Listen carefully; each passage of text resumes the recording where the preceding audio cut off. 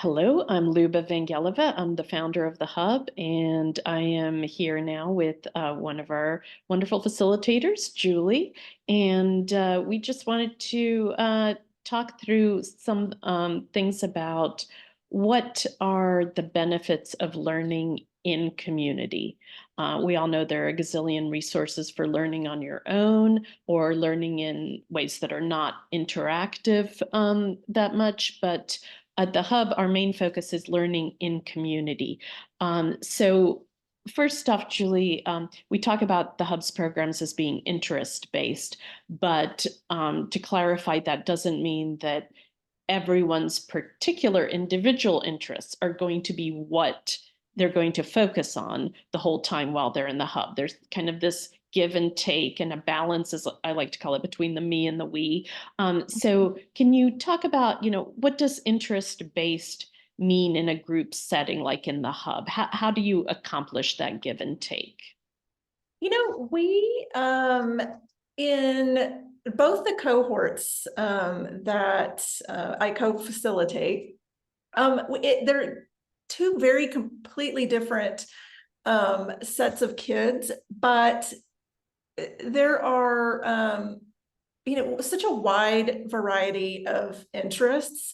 And what I love most about bringing so many different interests together is that, number one, the kids are all exposed to so much more information than they normally would be exposed to in this way.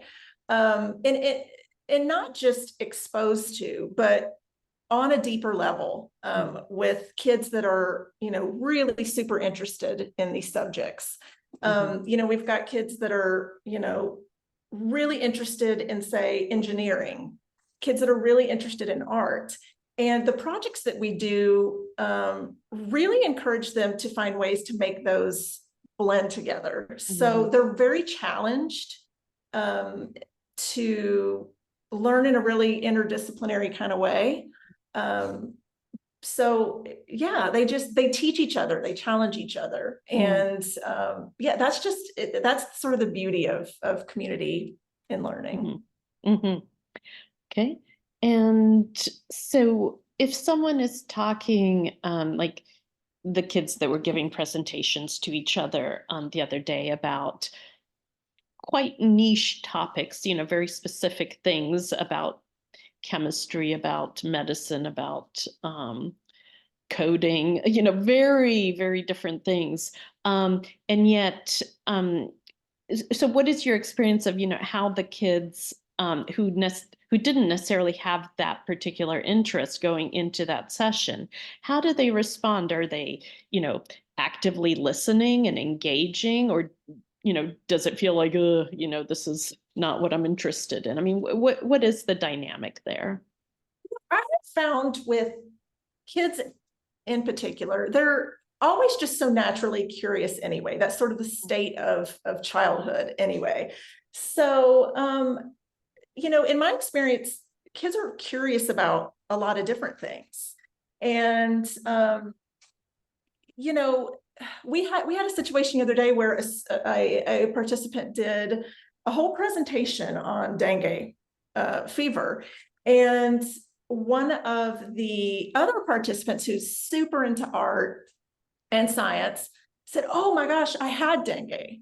And then this whole conversation happened about, where they got it, where they were traveling. And it launches into all these beautiful tangents.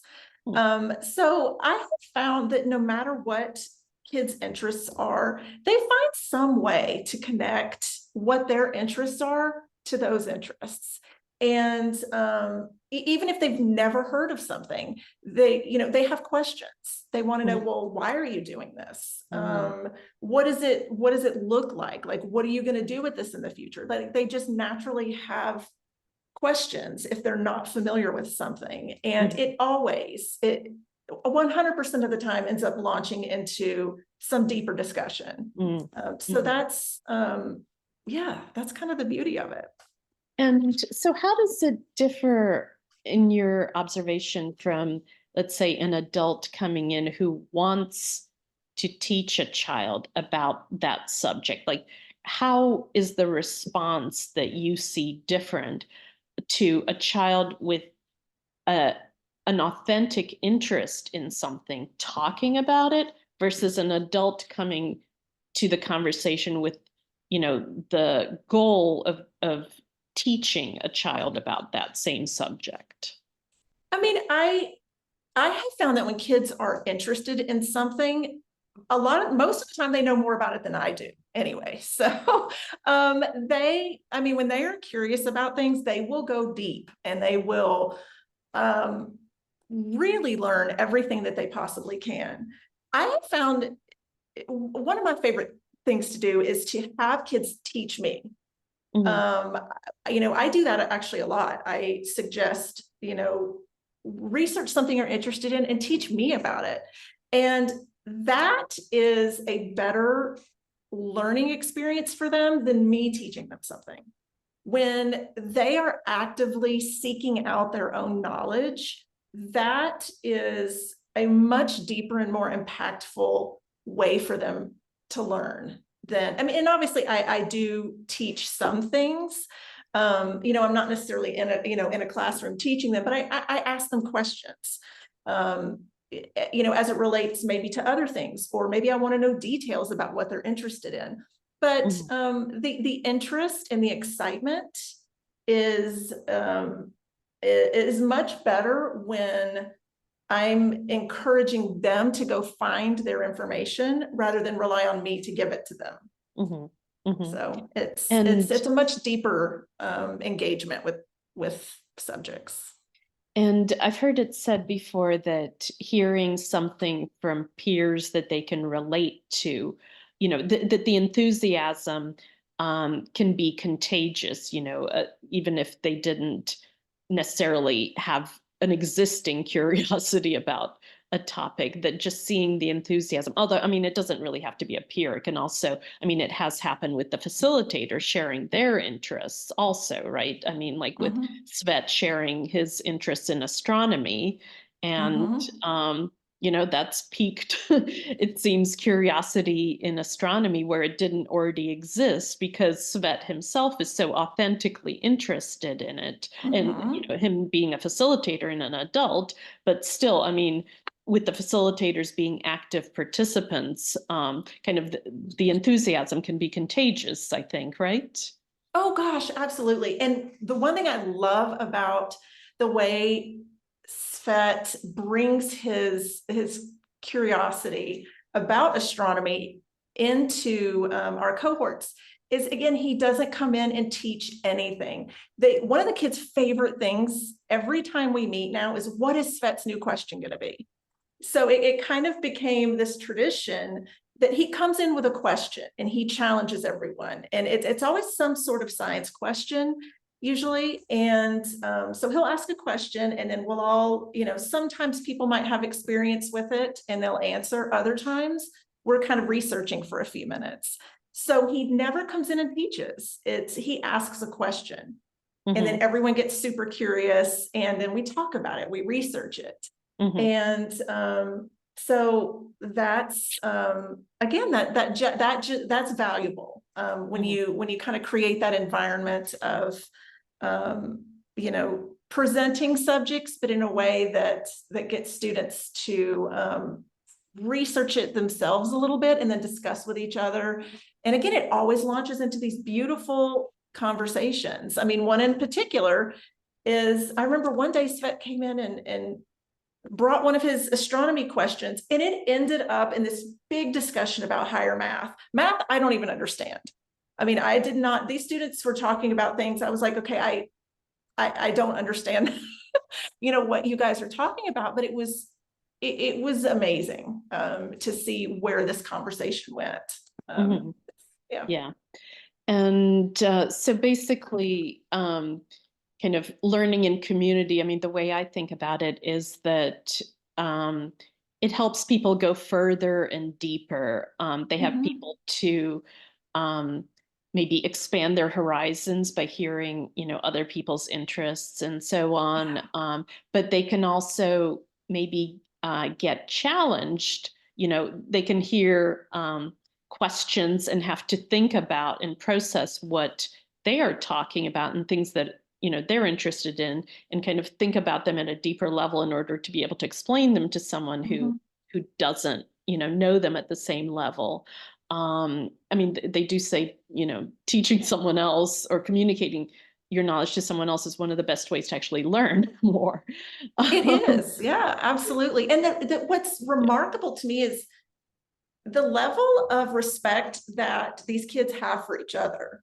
Mhm.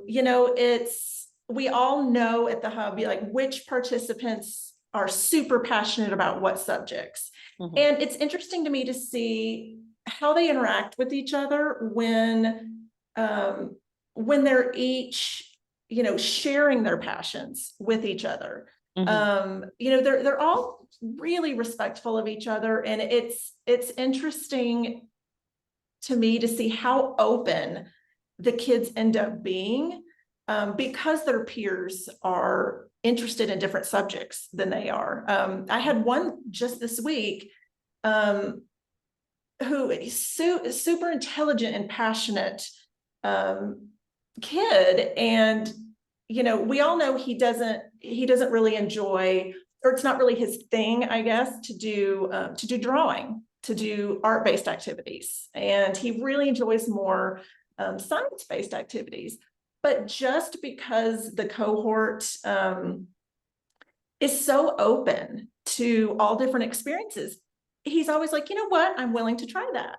It's not my thing, but I'm absolutely willing to try it. And just that openness to learn and experience is what makes this community so supportive and amazing. Is seeing the students, how they just really support and encourage each other. Mhm. And they open each other in a way that adults don't oftentimes. Mhm. So that's, yeah, that's really So exciting as a facilitator to see. yeah, and so I mean, one of the obvious benefits of learning in community is the social aspect, which, I mean, that's kind of self-evident when you're around other people, the social connection. Although, well, Mhm. maybe it's not self-evident really, because it all depends on the culture of the group. I mean, if the way things are structured doesn't actually encourage social interaction, then you can be in a group, but yet feel quite alone. So, that really needs to be encouraged and be part of the intention and culture. But also just the learning aspects and the advantages in terms of learning, and not just intellectual, but maybe if you could just also talk about, how it's a platform in which soft skills can be developed. I mean, do you notice that happening kind of organically, or how much do you kind of encourage and guide the soft skills development aspect of learning in a group? Oh gosh, I see it every day. I mean, we're developing soft skills in every single activity that we do. We have, critical thinking is huge. No matter what activity we're doing, these kids are working together, they're problem solving together. They're using each other as resources to help solve puzzles, answer questions, lean on each other for information. We've had, conflict management. That's a huge one. That's a big Hmm. life skill that um, we've worked on. So we are, just with our collaborative activities and just being social with each other, they're building so much confidence. Each cohort is a space where, um, all the kids feel really confident to just be who they are. And that's something that's really, really important to each cohort, and something that we want, each child to feel. That's one of the first things we address when we start a new cohort, or just start a new term, is making sure everyone is heard. We want, everyone needs to feel heard, valued, supported. So, Hmm. we make sure that that foundation is set so that they feel confident to express themselves. All right. All right, and now that we've got a growing number of cohorts, we are also experimenting with different ways to interact among the cohorts. Some of them meet at the same time, so they've been spending part of each session all together. But the ones that operate at or meet at different times, just this week, Julie, what can you talk about the activity that one group kind of shared with a couple of the other groups?